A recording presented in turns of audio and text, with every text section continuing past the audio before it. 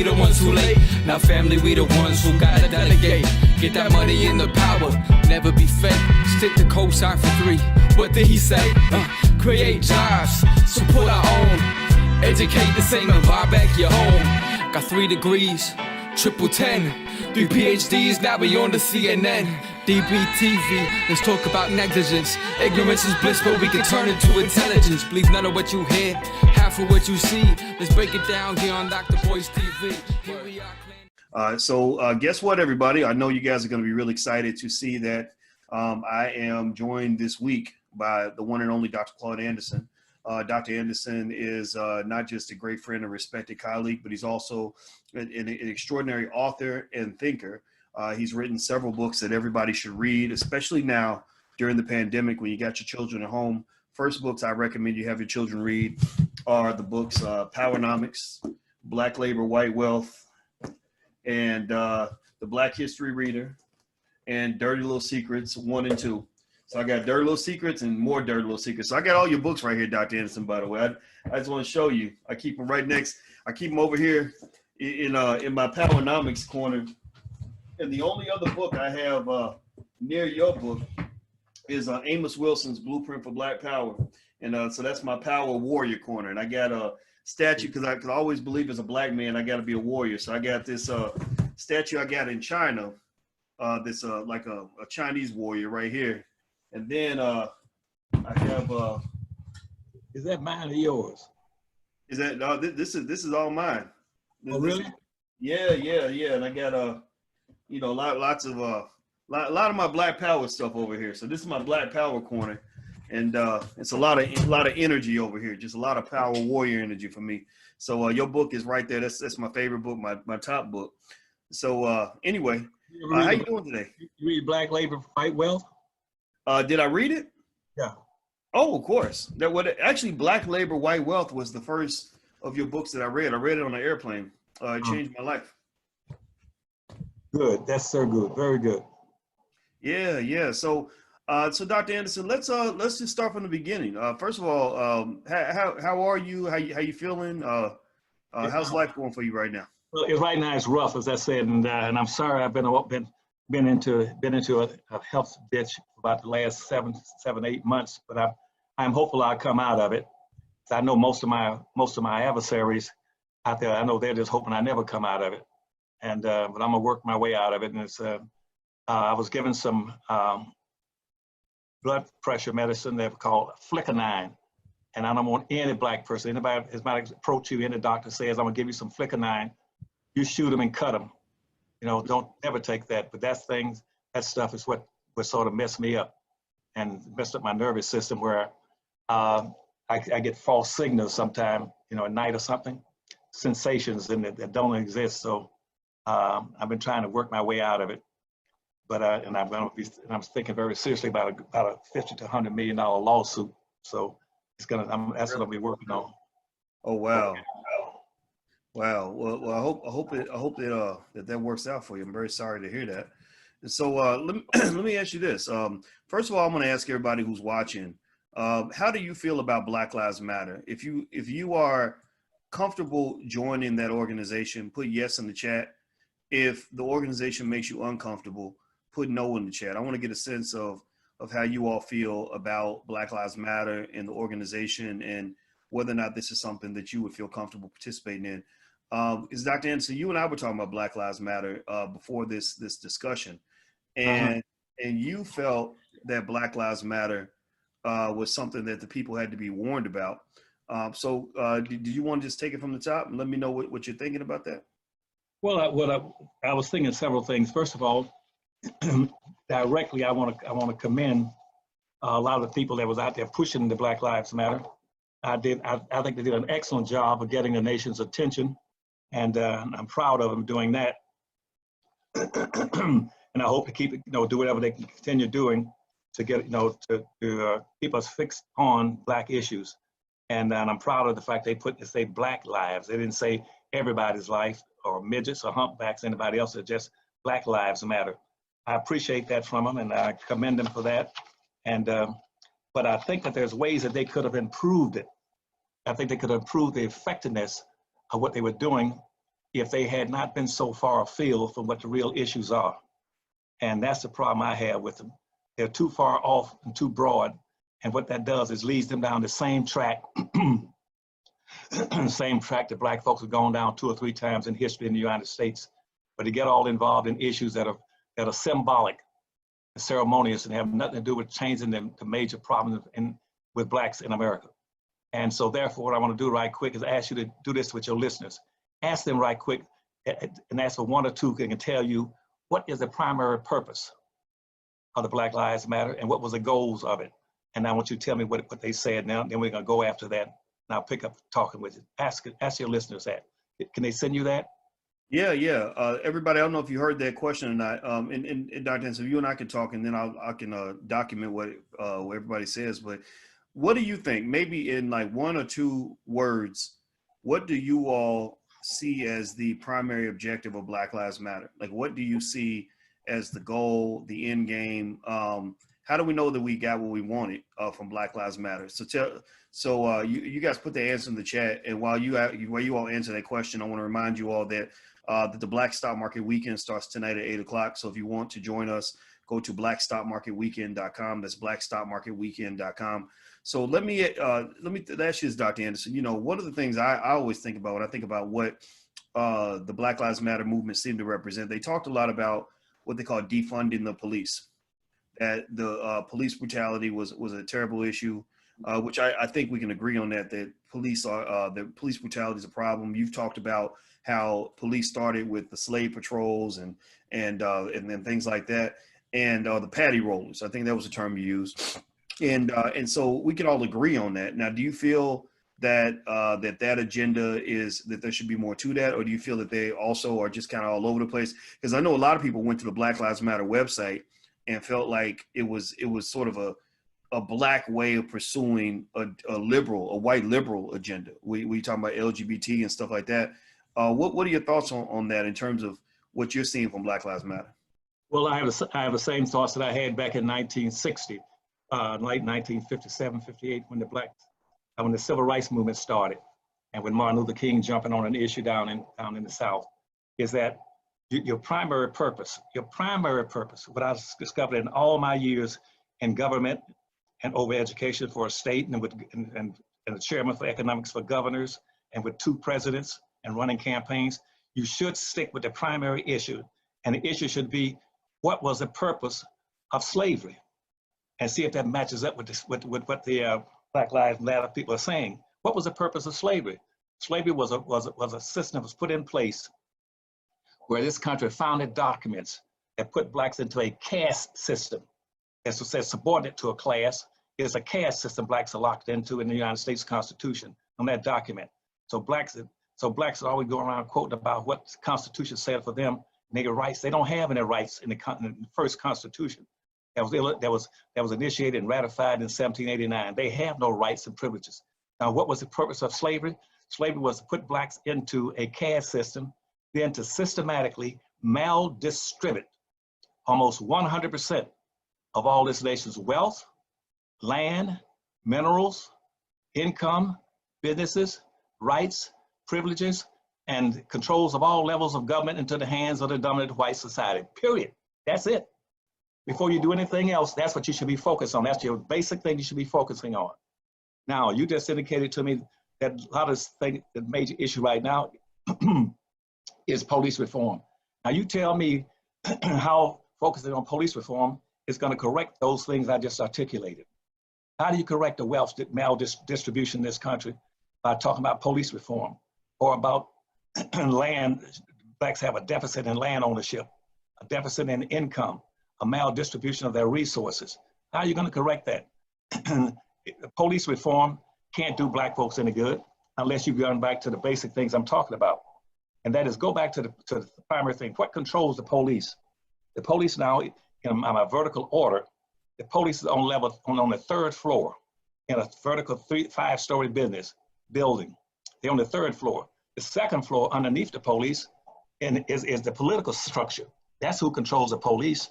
Everything from the Supreme Court to the Congress and down in all state legislatures. That's what controls the police and the city mayors. And who controls them? It's the economics on the first floor. Economics. Economics controls all of those things. So why would you spend so much time and energy, messing around with police reform when you can control the police on the third floor by first controlling the economics? That's why you've not seen any major things going on. The police are not shooting wealthy Jews or industrialists. They're not shooting white women. They're not shooting Asians. They're not shooting American Indians. They're not, the only people they're shooting are the people who are the lowest in the income level and the power structure. And that's the people that's down on the bottom, all that. On the bottom, and that's black folk. Because black folk now, why don't blacks have an economy? That's because the white folks did that intentionally. They maldistributed the resources. And blacks were set free in this country, were deprived of the first thing they should have had, was to have some land. And the radical Republicans told them that in 1865, that you cannot just set black folks free. I don't hear this in the Black Lives Matter thing. You cannot set black folks free and expect any major significant change in race matters if you just turn them loose. And minimally, they must have 40 acres, a mule, and $100 each. That's minimum. They say without that, they'll still be slaves. Now, I haven't heard that been mentioned. So why is the issue right now facing and confronting primarily the lack of wealth? The lack of wealth. And what I'm gonna do again, I think I showed you my chart about last one on one of your previous shows. Excuse me a second. Hey everybody, if you're watching, hit the thumbs up button, by the way, if you haven't done that yet. And Dr. Anderson, while you do that, I'm gonna read some of the responses that I'm seeing. Okay. Mo Money says that he believes Black Lives Matter is trying to destroy black families. Let me see here. Let's see, in a couple of words, I'm looking to see, I'm trying to scroll up here. I think I saw somebody just put LGBT rights. What else? What's in here? Defund the police. Yeah, it seems like that's a lot. Like when you talk about just white liberalism in blackface. That's what I call it. Just whatever the white liberal issues are, those are the Black Lives Matter issues. And it almost seems like it's a big type of, almost like a type of quid pro quo, the type that we play with the Democratic Party, but not effectively, that says, if we help you on this one issue, you got to help us on all these other issues. You know, like, and it's always going to circle back around to everybody needs to show up and vote for Joe Biden, in the election, stuff like that. And I think a lot of people are getting off of that boat. Give me a yes or no in the chat if you are in alignment with Black Lives Matter as an organization. I know we all agree that Black Lives Matter is true as a concept, right? We know everybody's like, our lives matter the most to us because we're black. We got to take care of ourselves first. But as an organization, give me a yes or no in the chat if you are in alignment with the organization. So Dr. Anderson, please continue. I didn't mean to interrupt you. No, I appreciate that you're right on target. Now, what I'm going to do is show you this chart that I showed you in a previous presentation. You see that big heavy blue line there? Is it backwards to you? No, it says share of all the net worth held by each race. And I imagine the blue is the white people. Can y'all see that? Give us a yes if you see that chart that we're looking at right now. Now that's the wealth in America. Wealth in America right now, that's what whites own is the blue. Okay? But green is, again, see what it says on the chart, the green is? The green, who's the green? Green is other. Oh, that's others. Hispanics are the orange and blacks are the red. That's the wealth. Now, wealth is your opportunities. You can march all you want to and get all kind of symbolic recognition and ceremonious recognition. We got a Black Lives Matter plaza. How does having a Black Lives Matter plaza in Washington, D.C., how's it going to elevate us? What we have to do, I want my Black Lives Matter people to get a little stronger than they are right now and say, we want the wealth. Wealth is in the land. And how can they get wealth off the Black Plaza out there? Now, blacks own one half of that red is 1/2 of 1% of the wealth in America. And Americans, and that means that that's where it was during slavery. When blacks came out of slavery, guess what? At that time, they had 1/2 of 1% of the wealth, and that was only about a little over 100,000 black folk. and they were so quasi-free, they could seal the companies and get 1/2 of 1%. Now here we are 150 years later, you're still in the red on 1/2 of 1% of the wealth. It's wealth that determines your opportunities. It's what you own and control, Dr. Watson. If you don't own and control it, that means you're gonna be a guest, G-U-E-S-T, in what somebody else owns and controls. If somebody else on that first floor owns and controls everything, you own all the buildings, the hotels, the restaurants, the airlines, the boats, the ships, and everything, you are a guest. And so the first thing that I wish my Black Lives Matter people would focus on how to help Black folks change and reverse what happened during slavery and correct that maldistribution. Now that's wealth is the first thing they should be focusing on. Now where is all the wealth stored? Wealth is stored in what white folks said in the Constitution. It's stored in the land. Land is the greatest producer of wealth. And that's why they said they're gonna set up a system. They said we're gonna control the land. And the whole immigration policies are based on who gets the land. And that's why they say they're gonna base it on the land. At that time, the United States had over 3 billion acres of land across the United States. And the people, the so-called founding fathers say, well, if that's what we're gonna use to gain wealth, shoot, we're gonna start it off. And I said this to you before. George Washington says, I want 100,000 acres of free land for myself and my family. That's what George Washington said. Then Thomas Jefferson said the same thing. He says, to give George 100,000 acres of free land, I want 100,000 acres of free land. He got 100,000 acres of free land. And Patrick Henry was always boasting about give me liberty or give me death. He says, yes, give me liberty, give me death, but also give me some damn land. And he got 65,000 acres of free land. And every white person coming to the United States was entitled to pick up. Now watch this now. Then they set up these immigration laws in 1790. Congress set up the first immigration laws to invite all these people to come to America. And what are they coming to America for?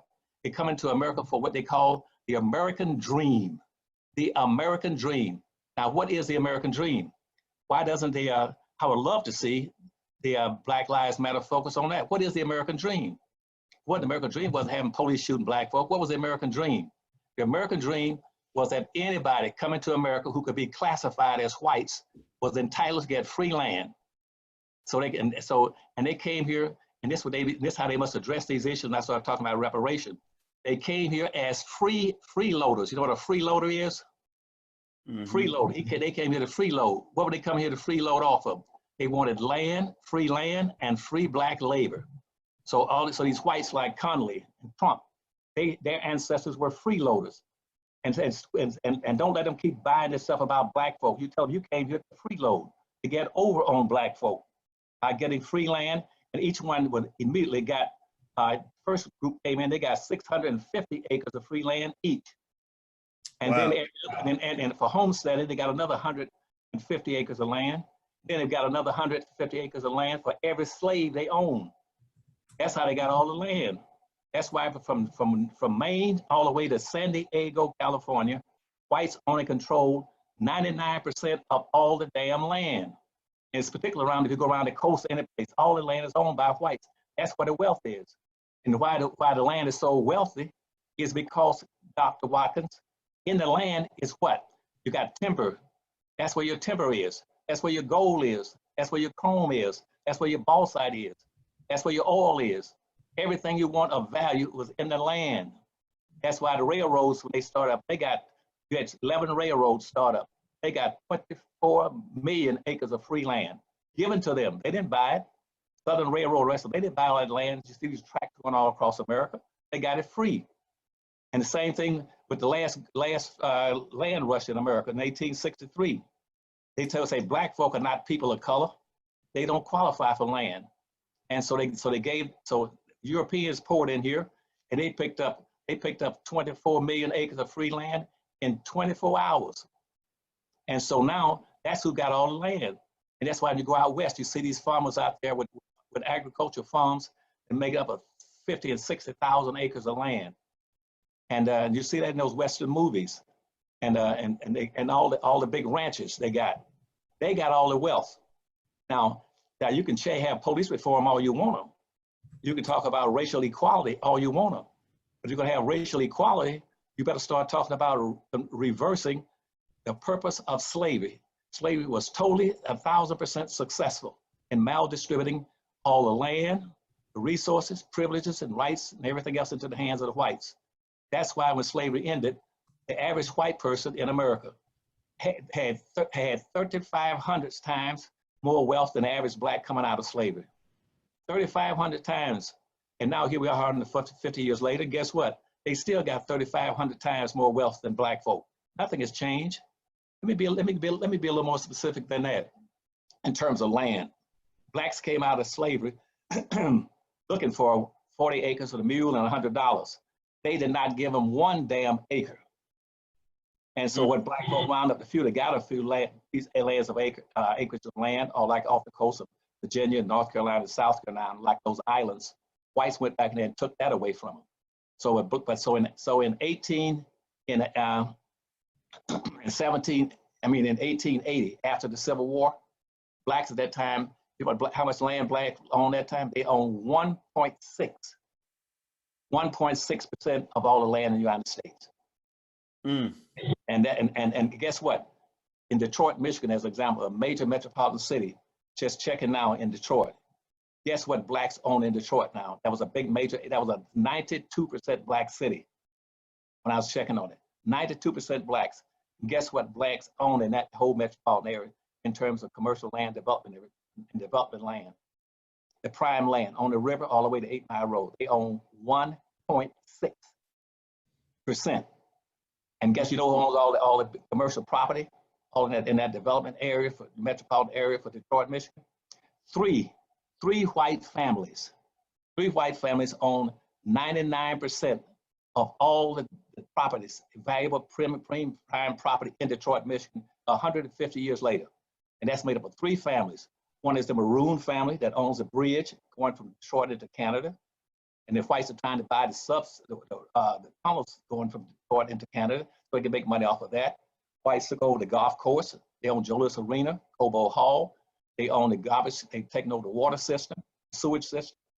And guess what? That one is called the Maroon family that owns the bridge and the land. The other is Ilitch, the Ilitch family.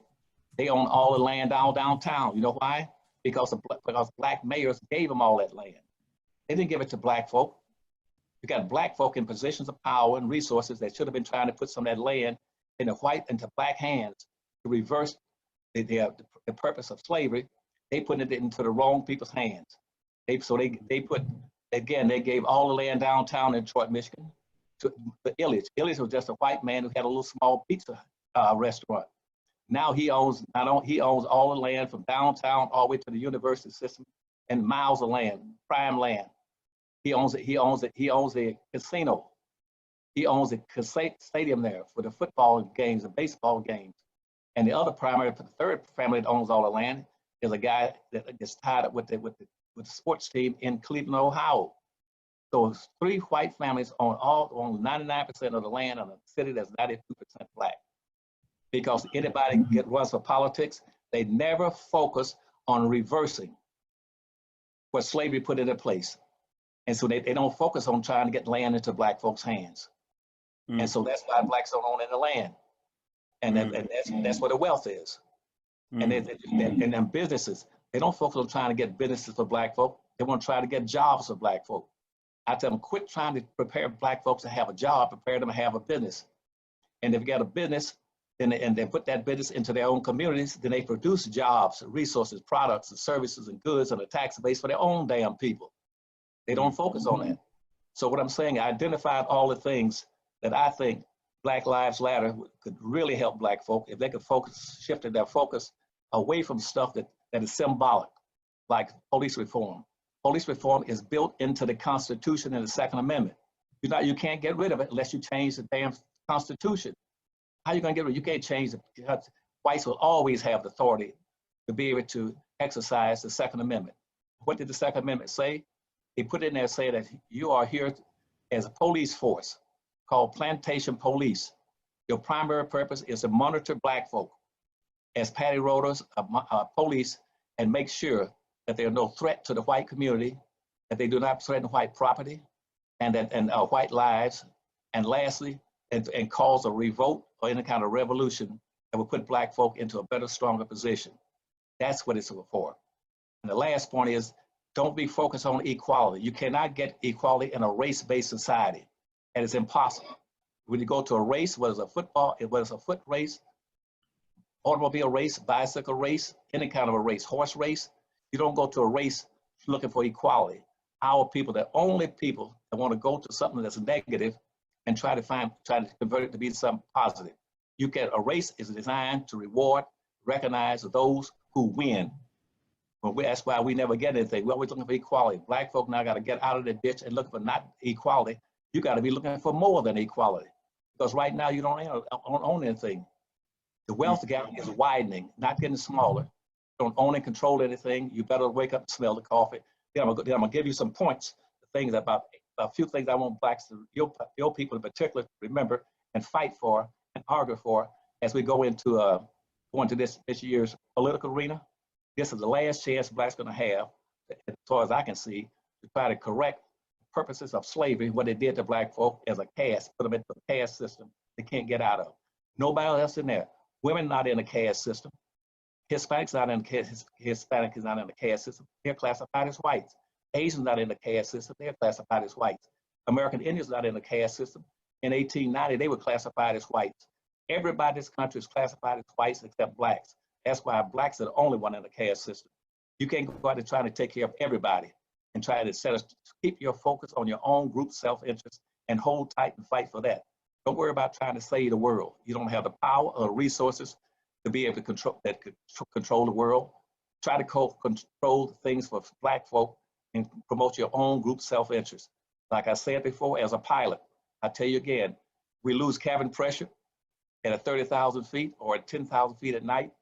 And what you do, you put the mask on when it falls down over your head. Put it on yourself first.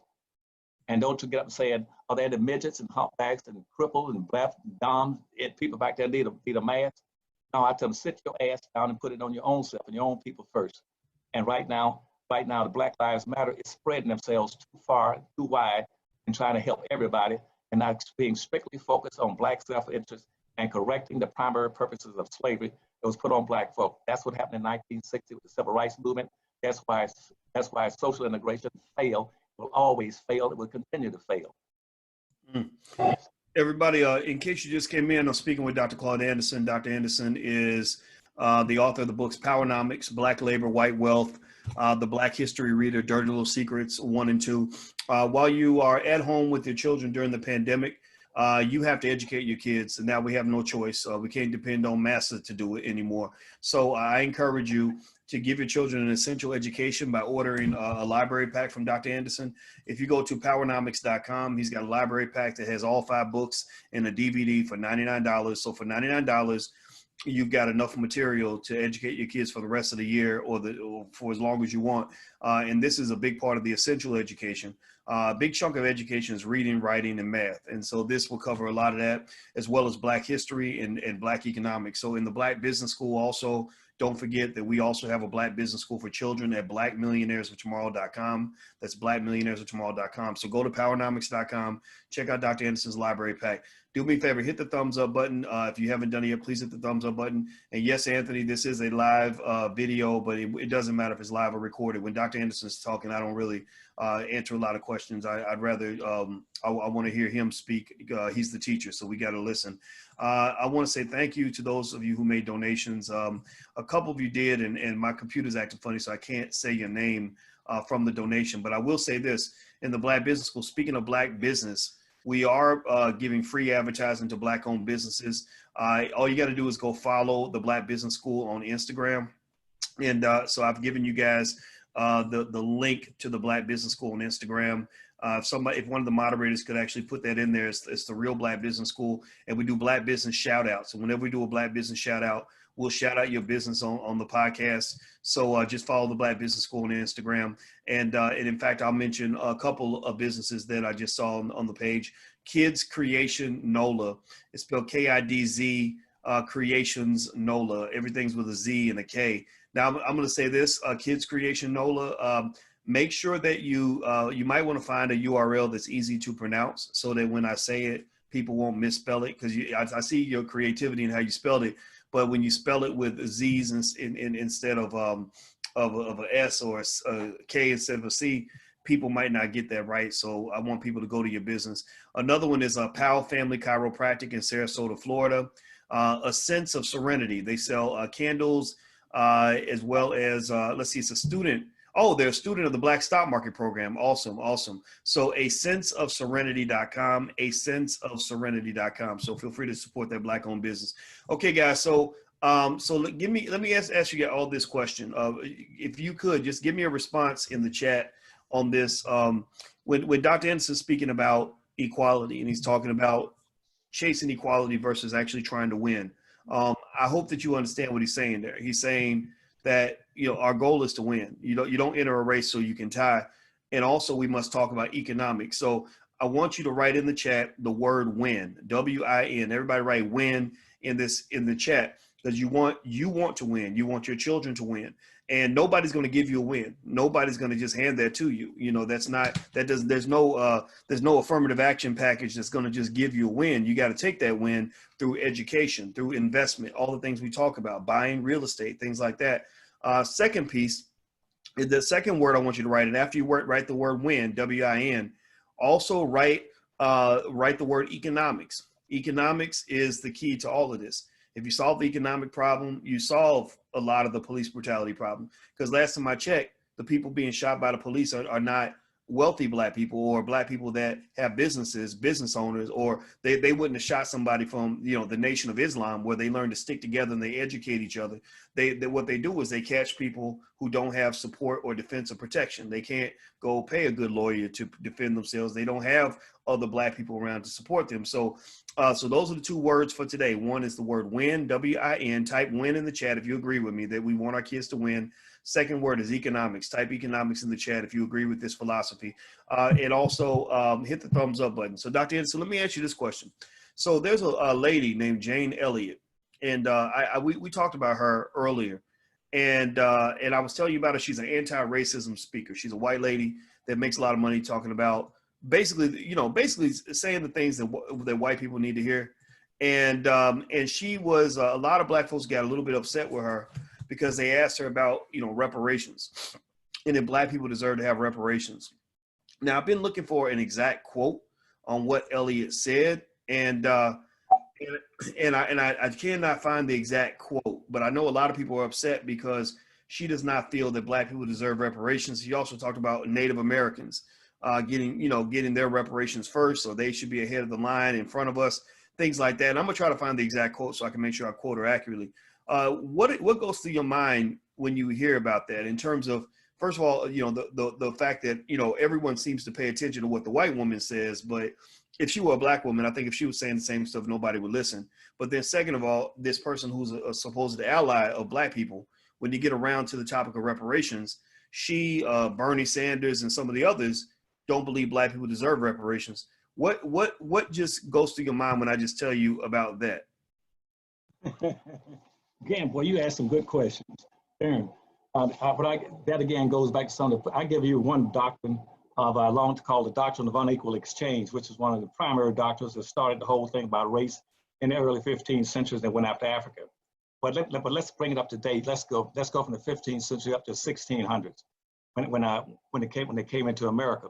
They dropped another doctrine called, the state of Maryland initiated. It's called the doctrine of exclusion. The doctrine of exclusion. The doctrine of exclusion was passed by a Maryland colony in about 1638. Okay, and what it says is that Black folk should never be permitted to enjoy the fruits of white society, and consequently, when it gets to them, you practice the next doctrine that comes up. Doctrine of exclusion is the doctrine of unequal exchange. Now, in terms of reparations, now why in the world, that's backwards again. Why in the world would she be coming on to talk about giving reparations to Indians, of all people? And again, and Black folk, and I would love to see the Black Lives Matter challenge some of these myths. Like, for instance, the myth that somehow Indians are the most deprived people, the most injured people, the poorest people in America, the most deserving people. That is a bunch of crap. What most people don't know is that slavery could not have existed in the United States without the full, wholehearted support of Darien Indians. The first, as soon as the tribes got here as pilgrims, when they started moving from calling themselves pilgrims to colonists, and by saying that they're going to be colonists, they said we're changing our basis not from religious practices, but now to own some land and resources in America. And so the colonies put out the first treaty in America called the New York Treaty in 1516. Put out the saying basically that we're now going to try to solicit Indians, because right now with the black population at 50%, as we got further into slavery, and if they joined with Indians, the blacks had joined with Indians, they could have run those white colonists out of America and all the way back to Europe. And so the colonists went and met with the Indians and put out a treaty called the New York Treaty of 1516, which says now let's solicit the Indians and bring the Indians into our efforts, because we're going to try to own the land in this country. We're going to use blacks as a labor class. So when they started talking about that, Indians joined in, and the 5 civilized tribes eventually all participated. That's called the Choctaw, Chickasaw, Creek, Seminoles, Indians. They all joined in, and they called it 5 civilized tribes. They became civilized because they no longer felt a need to run through the woods looking for wild turkeys and deer to eat. When the whites in America in those treaties started saying, you sign a treaty with us, we'll give you some housing, we'll give you some guns, we'll give you some food, some clothing, and you can become civilized and get yourself a plantation and get yourself some slaves. So when that happens, all these treaties start including an inclusion in every treaty. Every treaty had an inclusion rewarding and recognizing Indians participate in the enslavement of black folk in America. And they all joined in and participated, and they got rewarded for it. The Indians, for instance, all the plantation owners, they were willing to set up a code which says we will play and reward Indians. We reward Indians because and that for every black who runs away from the plantation, if you Indians are chasing down in the woods and bring him back, we will pay you $25 if you bring him back alive, and we'll pay you $20 if you bring him back dead, but bring his scalp back with his ears attached to it. That's what a scalp, this whole thing about Indians scalping whites, it wasn't about scalping whites, it was about scalping black folk, bringing black folk back to the master and getting $20 for his scalp. And second to that was that the Indians got paid for torturing blacks. When a black ran off from a plantation out in the woods trying to struggle to get either to Florida and get over to the Bahamas, to those islands, or to get out west or go north to Canada, when Indians caught them, Indians would torture them. Indians tortured blacks. Runaway black slaves were caught, they were tortured before you cut their scalps off and cut their testicles off and hung them up on a damn fence pole. Now, they participated, and they had a policy called a black flag policy that was strictly talking about blacks. You're talking about Black Lives Matter. They had a damn black flag policy, which means if you catch a black person, kill him and bring it back to the master if you can, or bring it back and get some money for his ears and scalp. Later on, when the Civil War started, all the Indians joined in on that policy because what did they do? They signed an agreement with the Southern Confederacies, the Southern red states you're going to be voting for in this coming up election for the President of the United States. Those red states, that was called the Southern Confederacy. Those were the first terrorists in America. Their whole thing was to overthrow the country, just like what Trump is trying to do. They still the same people are pushing Trump to overthrow the country and break down and deregulate and cause confusion and chaos and weaken our society. This is the second opportunity that they've had, third rather, for them to try that. They tried it during the Civil Rights Movement in 1960. The Southern states, again, is trying to destroy the nation before they bring blacks up to an equal level. And that's why you got these same problems. And when they got rewarded and paid for it, and they joined the South with the Southern Confederacy, and they fought with the South to maintain slavery. People don't know that, and maybe this woman you're talking about, she doesn't know that Indians fought with with the South to maintain slavery in this country. And with slaughtering blacks, I don't call it slaughtering blacks when they caught them. Any black that was in the Union Army or had an indication he's going to, in the woods, that he's going to support freeing blacks, he got killed because Indians owned slaves and they wanted to maintain their property value. They invested in slaves. The Cherokee was the biggest slave owner in the country of all the tribes. That's why the last slave to surrender after the Civil War ended, when black folks started talking about June 10th, the last slave, I mean, the last Southern general to surrender for the South was a Confederate, I mean, a Cherokee Indian called Stan Waite. He was a general running the Indians army, and they got when they gave in, the Indians got here's how the Indians got the land. They gave in, but by that time Congress had set up what was called the Freedmen Bureau. Are you familiar with that? Okay, the Freedmen Bureau. Freedmen Bureau was supposed to say, now that we're going to turn these blacks loose, and when they had been asking for 40 acres and a mule and $100, we're going to set up a Freedmen Fund to give them some of the things they're going to need. We're going to turn her loose 5 million black folk, almost 5 million black people. 4.5, going to be, you can say 4.5 or 4 3/4, almost 5 million blacks. Turn them loose with no education, no land, no food, no clothes, no equipment, no education, no organization, no land, no animals, and no weapons. Because we passed the Second Amendment saying blacks could not own weapons. We're going to turn them loose. Now they got to go out there and compete on their own. And when they set up that bureau, guess what?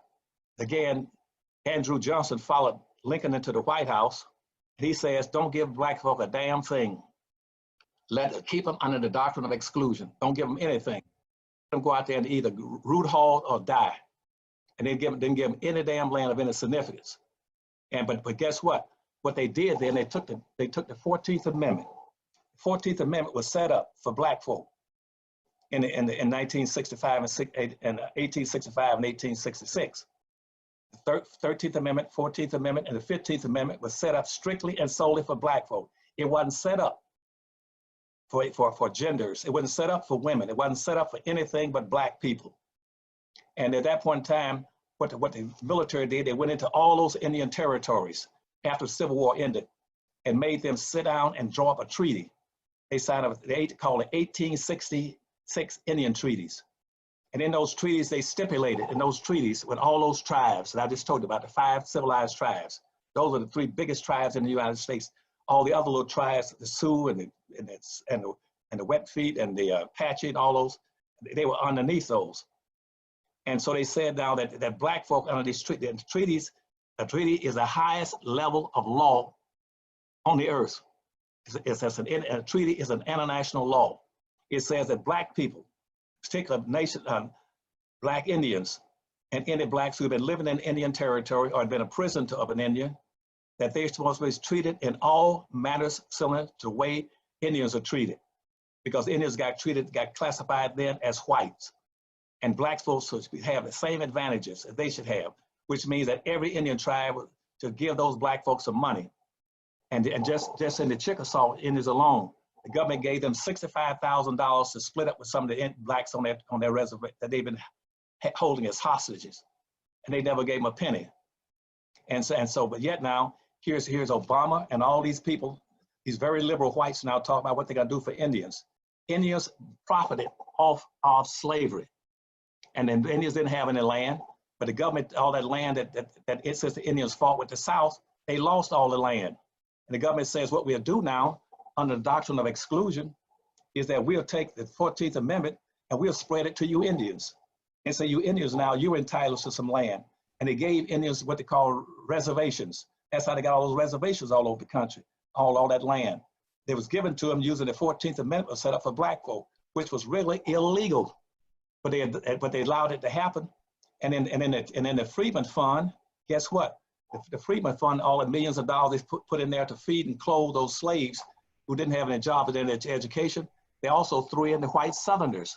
And so most of the money in the Freedmen Bank Fund was taken over by white Southerners. They got the food, they got the clothing.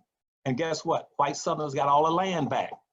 They got all the land back. All the land that they lost in the war with the North, and the North had controlled that land, they lost it, and they used the 14th Amendment to give it back to Southerners. That's why all the land in the South right now still owned by whites. The freeloaders that came in from Europe came to America to get free land and free labor. And they got it, and then it was given back to them after the Civil War. And Indians were still out there torturing black folk, bringing them back to the white master, and getting paid for it. And so right now today, black folks, why would black folk be, and black folk are subsidizing, and why Obama was in office. he called 564 so-called white Indian chiefs to the White House every Christmas and gave them anything they wanted. But he didn't call not one black Indian. And not one black chief came, it was invited in 5 years. And each time he gave them $3.5 billion. And Indians right now are still getting all kind of benefits through treaties. And that is illegal. You know why? Because all those treaties now that's giving all these benefits to Indians is illegal. Because when the Indians sided with the South to fight against the North, they violated a major condition in all those treaties, which says if you take up arms against the United States, all treaties are rendered null and void. The only treaty right now that should be between the United States and Indians is the 1866 Indian Treaty, which made native blacks, black Indians and blacks who had been lived on those Indian reservations and been prisoners, they should be treated in the same manner as the Indians, which means they should be given land now out of some of that land that's owned by the Indians. They should be right now be getting money from the federal government through the Federal Indian Bureau in Washington, D.C. that gives up $27,000 every year to American Indians. Just like in the Seminoles down there, Seminole Indians right now, average one gets about $125,000 a year income in Florida from the rock casinos, from the casinos and the rock cafes. They get, and the Federal Indian Bureau, and poor blacks run around with about a $19,000 a year total income. These Indians now, and Indians get all that money by having casinos. And guess what the casinos are put up? In black neighborhoods through the doctrine of unequal exchange. And in Washington, D.C. right now, they were in built Indian casinos over in PG County, Prince George County, which was known as the most highest concentration of educated blacks in the country. It was in Prince PG County, right outside of Washington, D.C. It was the wealthiest blacks in America concentrated in PG County. Guess what? They go over there and build casinos for Indians in PG County to suck the money out to go to Indians. And Indians right now out in all over the country are doing their best to try to keep blacks down and out. And I'm gonna close out by show you one thing here a second. And this here's a letter that the Indians sent to the White House, not to the White House, but to the Federal Indian Bureau and the Department of Interior. This letter here, you can't read it, but I'm just holding it up. And what it says in here, and this was in 1938. What they said? They say, how do we exclude black folk? How do we exclude, make sure that we never give black folk anything? And this letter, and it's about 4 or 5 pages, just bounced around. This is that signature authorizing to do it up here, the federal government. And they say, well, how do we keep blacks out? These are the Indian tribes. How do we keep the Indian commissions? How do we keep blacks? We know they still be getting everything we're getting from the government. Every year the government gives us all kind of things, all kind of rights to resources, oil and oil pipelines and everything else. They say what you do is that, finally they sent a letter back saying what you do is change the equation. Where those treaties said to any black or black Indians entitled to these benefits, you come up with, you get it approved that they have to show a certain quantity, a certain amount of Indian blood. Not just because they got Indian blood, they put out what's called a blood quantum law, which said they got to show they got 25% Indian blood, but they still not entitled to it. That was never in the treaty. They made that up. And what they did then is say that now we got this enacted and approved by Congress now in by 1941. Now we're gonna never have to give black folk any damn thing. And right now, one of our lawsuits that I need these blacks to go out and start raising hell about, my lawsuits are in an appeal court right now in Washington, D.C. We're filing reparations for black folk based on the 1866 Indian treaties.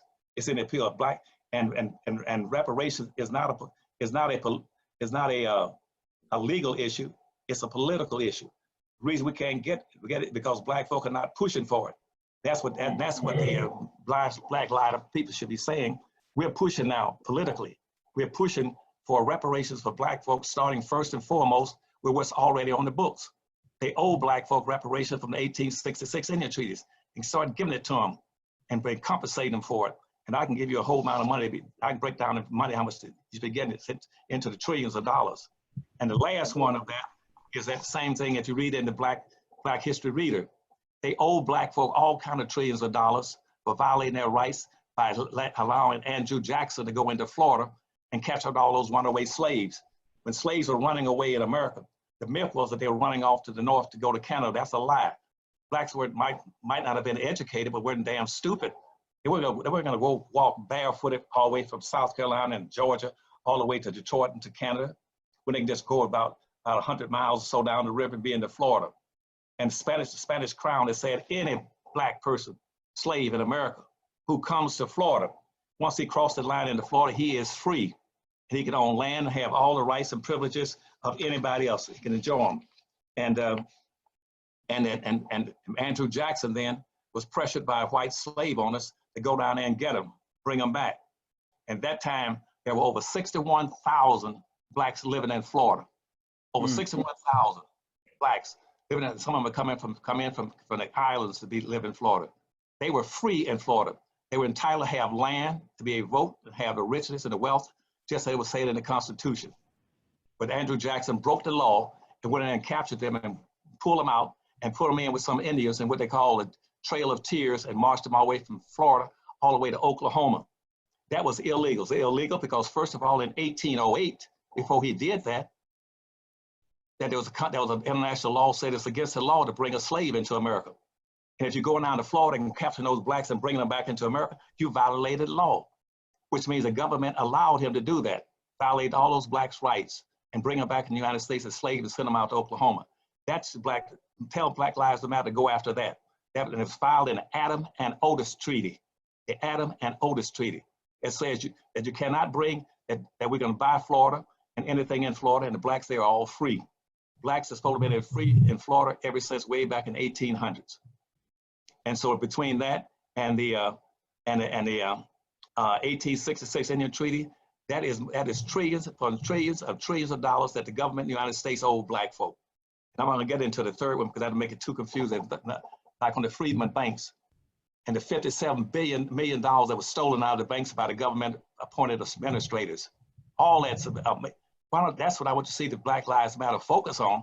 I don't give a damn about police reform because the Constitution says white people, white males between 18 and 45 got a right to carry a gun at any time and to watch and monitor black folk and to do whatever's necessary to protect white lives and white property. If the Black Lives Matter don't go after the Constitution, it's a waste of time. And more importantly, they must go after the United States Supreme Court. The United States Supreme Court is the one that's been backing all this terrorism in America against black folk. The most racist organization in America is the United States Supreme Court. What you talking about? You're talking about, well, we're marching in Washington now and for justice. You can't get no damn justice in Washington, D.C. with the 17th Second Amendment in effect. And it's been, and because why can't you? Because you see, the Supreme Court was made up of white slave owners. The first 57 people put in as Supreme Court justices were slave owners. Then the next 6 or 7, 5 of them were racist. That's why on the Supreme Court right now, you got about 8 whites and one outrightly white. You got one white and they're pretending he's black, sitting on the Supreme Court. That's why you're not gonna get any justice out of the Supreme Court unless you go after the Supreme Court. That's what the Black Lives should be going. Go after the Supreme Court and stop them from the racist practice. The United States Supreme Court is a guardian of racism in America. They have never approved any damn thing that's ever designed to benefit black folks solely and singly to help black folk. Don't talk about the desegregation system about busing. That again was rigged. They knew that integration would not help black folk. That's why they approved it. And so I can go on and on, but I've given you a long lecture now. And my time this is all right. This is very helpful. Everybody, let Dr. Anderson know that you appreciate when he comes in and talks about these things. Just say something in the chat to let him know how much you appreciate him, because I know I appreciate it. Because this is not we don't know this. We don't hear this stuff in school. We get propaganda in school, and the best, really the propaganda is very real. And I think that this pandemic is a blessing in disguise because it's forcing us to get our own education that we want. It's like being forced to cook your own food now. You can't eat the poison no more. So I personally think that this is a great opportunity for everybody watching. Just keep on educating your own kids. Just you're doing it now. Keep doing it more and more. Everybody who doesn't know, every Thursday at noon, the Black Business School offers free homeschool Q&A sessions for any parent that wants to learn how to homeschool your child. Noma Langa Mushali Moses is a homeschool expert. She does free homeschool Q&As every Thursday. Somebody type this in the chat, please, so others can see it. You can go to theblackHomeschoolNetwork.com, theblackHomeschoolNetwork.com, and register for the next session. We want you to educate your kids forever. Our core values are, we believe Black people should educate our own children, create our own jobs, and support Black businesses. And speaking of Black businesses and creating our own jobs, Dr. Anderson's books, his greatest work, his life's work, which he did for you, can be found at powernomics.com. Here are all his books.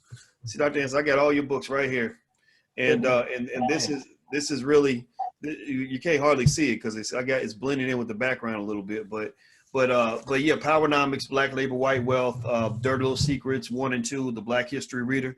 These are great books for your family and for your children. So if you want to go take a look, he's got a whole library pack for just $99. You can get all the books and the DVD. You can go to powernomics.com. That's powernomics.com. Please hit the thumbs up button. Hit the thumbs up button if you haven't done it yet. Dr. Anderson, I want to ask you one last question before I let you go. You and I were talking earlier about, it's interesting that you're bringing in a whole different conversation about the Native American Black relationship. Like, most Black people don't know that many people in the Native American community participated in slavery. They don't know that because we're trained to believe that they went through what we went through, or that they are our number one allies. So here's what I wanted to definitely ask you about. So Jane Elliott, I was looking around trying to find a quote for Jane Elliott. I could not get a written quote, but I talked to Vicki Dillard, who is a firecracker of a great Black woman, a brilliant Black woman. She comes on this channel sometimes. She loves you to death. And also Dual, Victoria Boyd, one of the moderators. They were going through an interview that Jane did, and I'm going to paraphrase what they sent over to me in the notes and the comments. I'm going to go watch that part of the video myself, y'all, but I'm going to paraphrase what happened there. Basically, Jane Elliott, who is an anti-racism speaker, she's one of the white saviors, so to speak, that Black folks love. You know, the white person that goes around talking about racism and they think it's great because a white person said it. Now, she's not a bad person, but one thing that she did say that caused a lot of people to be very concerned was when they started talking about, you know, reparations and things like that.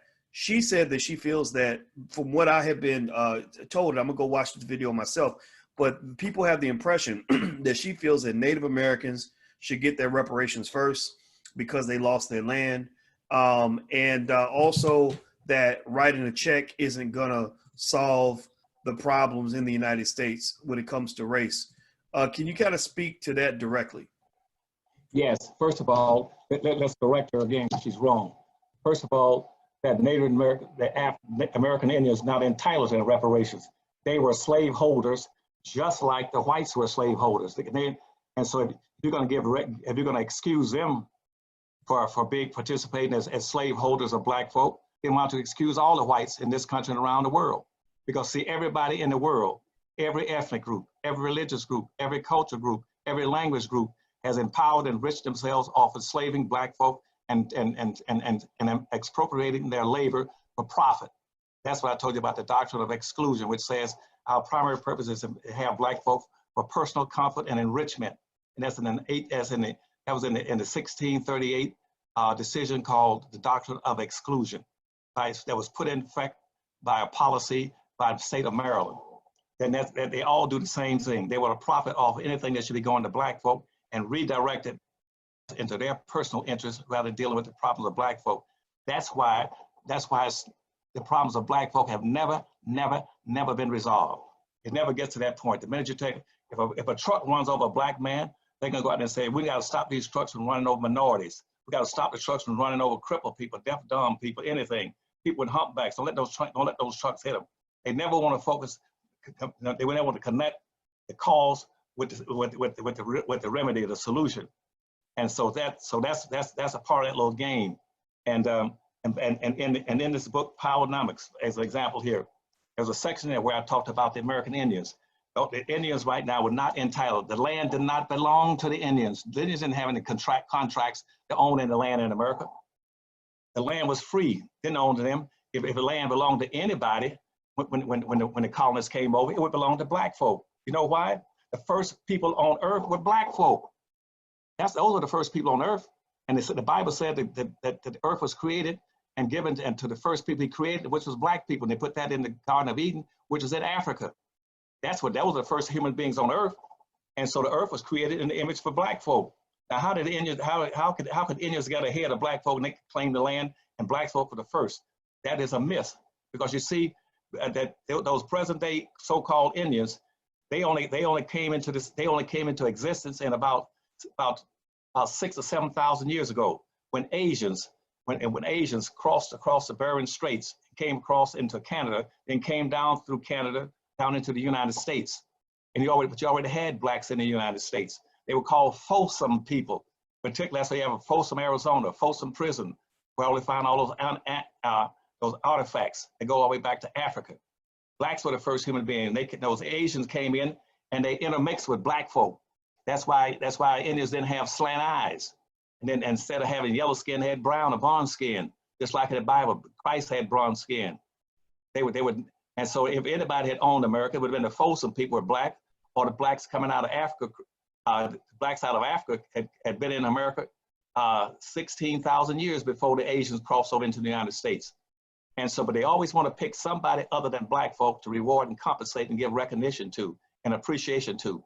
But the American Indians, they all sided with the Confederacy. They never did anything for black folk.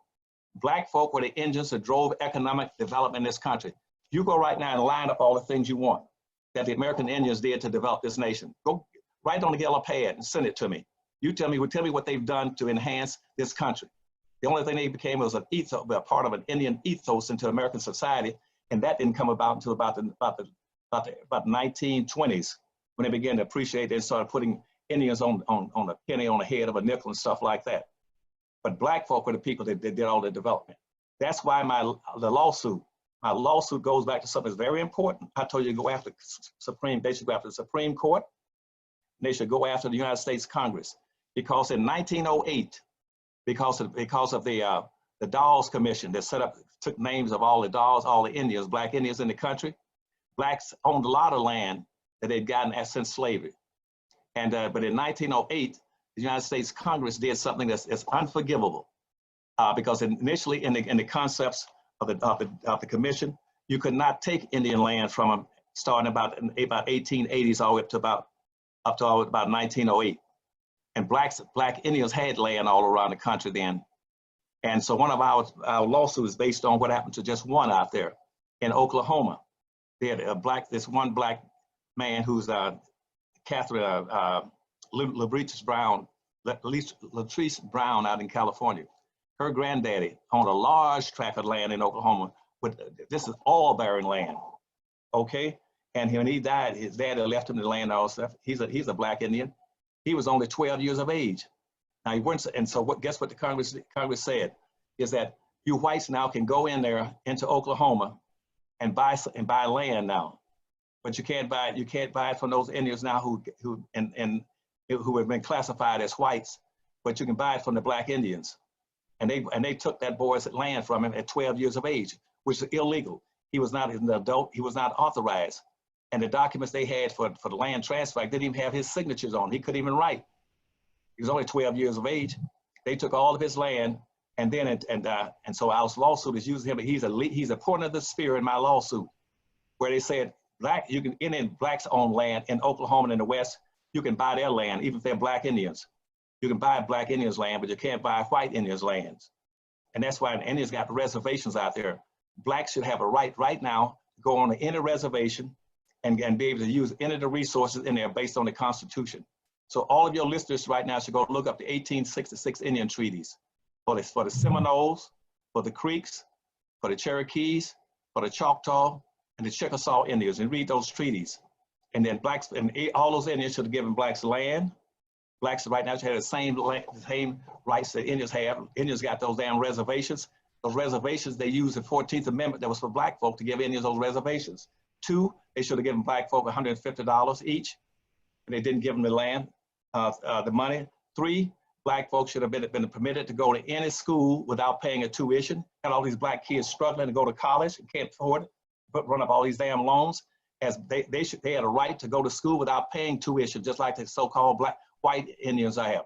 3, they should now be paying taxes, like these white Indians got away for years not paying any taxes. 4, they should have a direct relationship with the government, so they can just go in. They don't have to wait for somebody to get elected to office to get their rights. They should be able to go in and negotiate just like Indians went into the White House with Obama for 12 years. For 8 years and got what they wanted. Where he gave them unlimited amount of radio license, TV license, and cable system license free. They didn't buy them. Everybody misses over black folk because black folk don't understand the issues. They don't fight, stand up, push back. When they do try to push back, they always let somebody trick them into using and call themselves some broad, ambiguous group. Well, the minorities, we're poor folk, we're people of color, we're multicultural. Stay away from those damn broad ass names. Only talk about black folk only. And don't let nobody else trick you into going for all these damn broad ass names where you're gonna get a damn thing. You never go into a marketplace or a political arena using some broad ass name. Go in there strictly one shot. I'm here to get reparations for black folk based on Dr. Anderson called the Harvest Institute 1866 Indian Treaty lawsuit. It's right now pending in the appeals court right in Washington, D.C. We're now filing another appeal because what they do every time we solve one of their problems, they always come up with another damn question they ask you about, saying, well, the law says that you black folk in 1870, you can't come into the public arena looking for anything as a group. You got to come in as an individual. That way we can knock you down and stomp you. And that's part of the code of 1870. Black folk got to learn these things, and hopefully I gave you some ideas in terms of where I think the Black Lives Matter group should be aiming. And I congratulate them for trying hard, for having aroused the public. I've been trying to arouse them now I think I've done a reasonably good job for the last 50, 70, 60 years by providing them with the information nobody else would give them. And it's not in the school system because whites control all the book selection committees for the private schools and the public schools in the United States. They don't let my books go into most of those schools. They don't want black kids and black people hear what I'm telling you. Well, you know what? We're listening, and everybody who's watching, I hope that you are letting your kids hear this. This is real education. This is real Black history. This is what we need to know, not what they want us to know or what they want us to think. If you all could do this, please, really quick, please hit the thumbs up button. If you haven't hit the thumbs up button, please do that. Also, Dr. Claud Anderson, his books are at powernomics.com. That's powernomics.com. You can get a library pack that has all of his books and a DVD for just $99, and it will educate your family for a very long time. You'll be glad you did it. And if you have extra money, maybe get them as gifts for people that you love. Let them know what you stand for. Let people know that that's your culture. That's who you are. And so also, I want to remind everybody that if you want to know about investing in the stock market, tonight is the Black Stock Market Weekend. We're doing 3 days where I'm going to break down the stock market with you guys for 3 straight days, Friday, Saturday, and Sunday.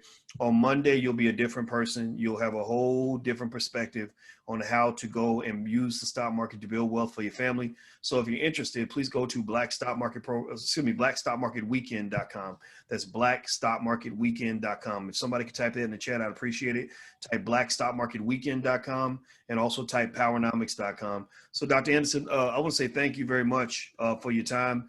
If everybody could give Dr. Anderson a digital thank you for coming out here. I appreciate this very much. This means a lot to me, and I know it means a lot to a lot of folks. So I hope we get to see you again real soon here. Well, I hope so too. And as soon as I feel well, I'm going to come back again. And also, I just want to make an announcement. I intend to have a board game on the market by this Christmas season called Let's Play Powernomics. And this will be a board game. It's just the opposite of Monopoly, where black folk learn how to play the game and all the rules, the things I talked to you about. They can play that game and see who comes out and win. Not putting the equality. You're going to win the game. You get rewarded for being the first horse to come in, win, show, or place. If you come in last, nobody cares about that. You out there to win. Quit trying to get along with people and play to win, but play based on self-interest, your own group self-interest. Build your own communities and put a cover over it called covering to make sure nobody can come in and rip you off. I love you and your people, and I'll look for you maybe next week. Okay, buddy? All right. For your show. Love you too. Love you too. And love all of you guys that are listening. We appreciate you very much. And I think that we're making progress here. The word is getting out. We're changing the world, and don't give any credit that you ever want to give to me. Don't give it to me until you give it to Dr. Anderson, because that's when they talk about each one teach one. he's my teacher, so I have to give credit to my teacher. And so you have my respect. And when your board game comes out, I want the I want to help you sell the board game. So you just, when it's ready, you let us know, and we'll just have the orders flooding in for Christmas. So God bless you, man. Right, thank you. You'll love this game. Oh yeah, I can't wait to play it. I'm looking forward to it. All right. And have a nice weekend. All right, Bye. everybody. See you all soon. Don't forget, powernomics.com is where you can get Dr. Anderson's books. Also, if you want to join us tonight at 8 o'clock at the Black Stock Market Weekend, go to blackstockmarketweekend.com. That's blackstockmarketweekend.com and powernomics.com. See you guys soon. Have a good day. Talk to you later, Dr. Anderson. Thank you, buddy. Too. Bye-bye now.